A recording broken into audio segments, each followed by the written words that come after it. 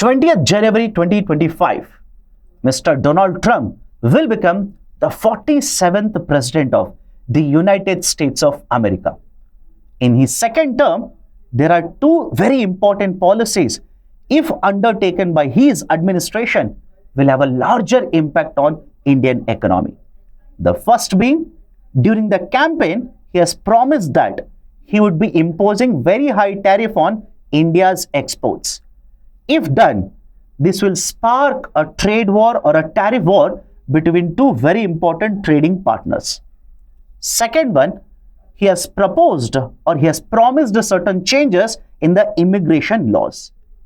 If these laws include even the H-1B visa regime, this will again have a larger impact on Indian software companies. Hello and welcome to Unacademy IAS, a one-stop destination for all the English medium civil services aspirants. Before I start the discussion, I have a very important announcement to make. For those aspirants who want to ace the 2026 civil services examination, we are providing you 18 months subscription course at a high discounted price of 24,999.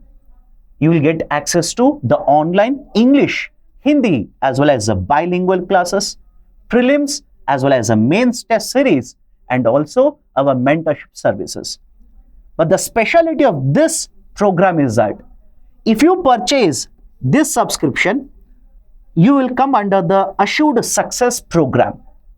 Essentially meaning, if you meet certain conditions and if you do not clear the 2026 examination, we will extend your subscription without collecting any more charges, free of a cost for the next 12 months.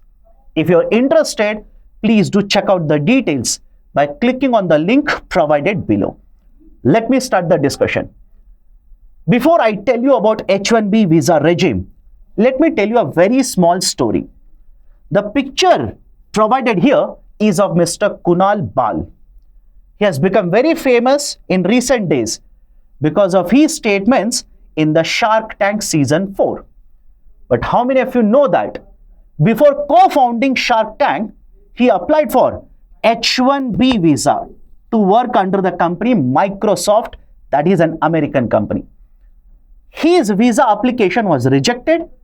He came back to India, and back in the year 2010, he co-founded this company by the name of Snapdeal, which is one of the largest online e-commerce companies in India today.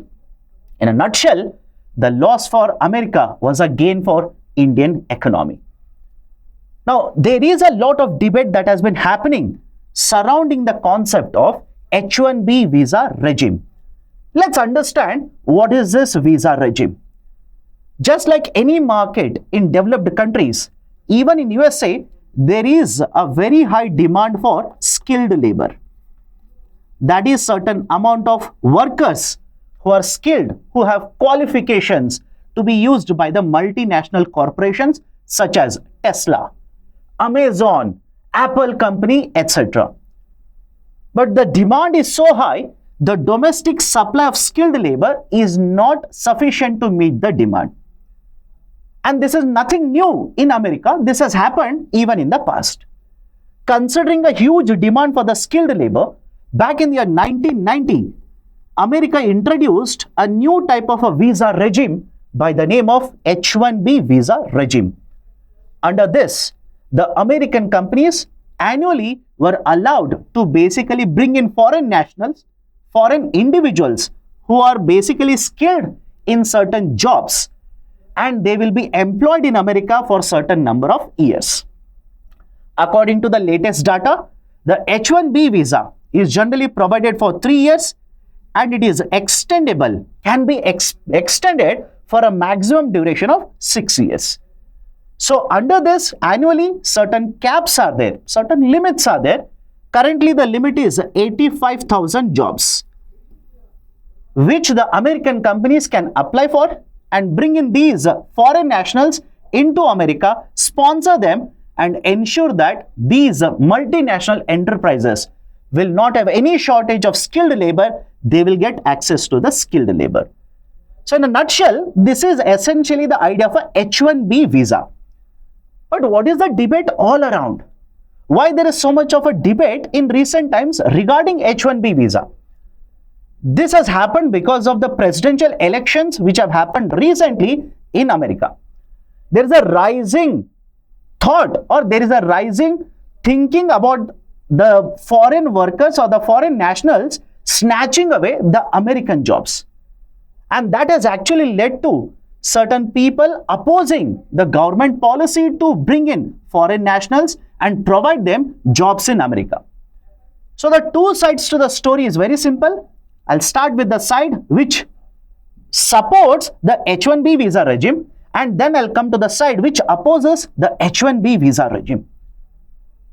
In the side which supports the regime, the arguments are simple. One, they argue that sufficient number of skilled labor is not available in America. And even if the labor is there, we should be able to bring in labor, that is the skilled talent, across the world, across many countries or from many countries, use their talent to contribute by contributing to the economy, increase the productivity of American market. That is the second argument. Third argument is, they say, if I employ an American employee, that is American citizen, for this job, I will have to pay more amount of a salary compared to basically bringing a foreign national and employing this national under H-1B visa regime. In a nutshell, my expenditure under the labor cost will be lesser, and this is helpful for me in controlling the expenses and increasing the profitability. These are generally the arguments which are put forward by those people who are supporting the H-1B visa. On the contrary, like I said, there is a huge group, there is a large group who argue against H-1B visa. Their argument is, we should first provide the jobs for the Americans. Provide the job for Americans. Forget about others. Why should we provide employment for others? Let's say, in fact, I'm using a quote or a statement that was given by one of the proponents or let's say one of the supporters of Mr. Donald Trump. She said, why should we provide these kind of jobs to third country or third-rate country invaders such as India? So first counter argument is, first focus on the Americans. Let's provide jobs for Americans. And that has been the central theme of the campaign of Mr. Donald Trump. America first. So that is the first counter argument. Second counter argument, if you keep on bringing foreign nationals, jobs available for the US citizens will become smaller, it will shrink. And your argument is, we need to pay more salaries if I hire local people. That is the reason I bring cheaper labor. But over a period of time, the analysis which has been conducted has shown that there is not much of a difference in the salaries that are paid to individuals under H-1B compared to, let's say, the similar jobs wherein the US nationals have been employed. So this argument of saving the cost, right, basically they say it is not correct, it is not appropriate. And this has actually led to frictions between the two parties, or let's say the two groups within the Republican Party itself. On one side, we have Mr. Donald Trump, who has basically been supported by Elon Musk, Mr. Vivek Ramaswamy, etc., who are in favor of the H-1B visa regime.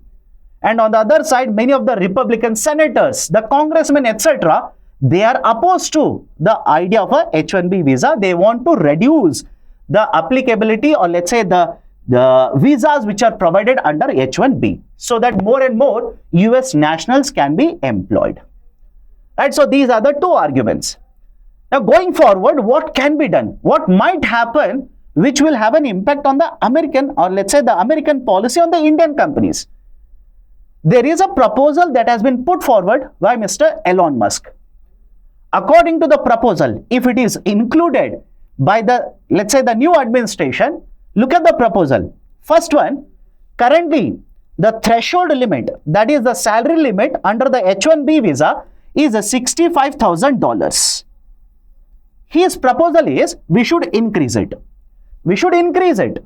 And if the salary threshold is increased, then many of the software engineers which are sent by Indian companies to USA, they will become ineligible. So that will have a huge impact on Indian companies supplying labor to America. Second is, his proposal is that we will impose annual maintenance fees. We should impose annual maintenance fees, which essentially means all these people who will apply for H-1B visa, now these companies will have to pay certain amount of money for all of these visas. Annually, a certain amount of money has to be paid, which will again increase the cost of bringing, let's say, the software engineers from India to USA. In such cases, like I already mentioned, the cost difference right now is not too much. The American companies might simply say, let me prefer the local labor rather than bringing in, let's say, software engineer from India. And some of you might be thinking, sir, the H-1B visa regime, all the other countries can also apply. That is, the nationals from other countries can also apply under H-1B for skilled labor jobs in America. Why will it have a larger impact on India? The reason is, more than 70% of the H-1B visas which have been issued in recent times are for Indians. More than 70%. The majority beneficiaries, that is the Indian companies which have got the benefit under the H-1B visa regime, are companies such as Infosys, TCS, HCL, etc. And mind you, these software companies, that is the IT and ITES companies, contribute around 7.5% to overall India's GDP. They contribute around 7.5% to overall India's GDP. So if these kind of restrictions, or let's say the changes are done by the upcoming, or the, let's say, the new administration in USA, this will definitely hamper the number of H-1B visas that can be accessed by these Indian companies. Even if they are able to get these H-1B visas, the cost would be higher now. If the cost is higher, rather than bringing Indian, let's say, software companies, or let's say software engineers, the companies there might prefer to hire the local skilled labor itself, which will directly have an impact on the earnings of Indian companies. And their earnings, if they go down, this will have a direct impact on India's GDP as such. So these are certain very important things that you need to understand in the context of H-1B visa debate that has been happening in USA currently. What do you think about this discussion? Should the new government, should they impose more restrictions, or should they continue with the same kind of, let's say, the regime that has been followed? Because mind you, when Mr. Donald Trump was the president in the first term, 2016 to 2020, he tried to make changes to the visa regime.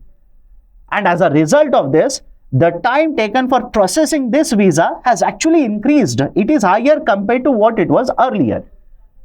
So in the second term, if they again introduce a new type of thresholds or restrictions, this is bound to raise certain frictions between the Indian government as well as the USA government. What do you think about this visa regime? Do let me know in the comments section below. If you like this initiative, do hit the like button. And if you're yet to subscribe to the Unacademy YouTube channel, kindly do it right now. Thank you. Have a great day.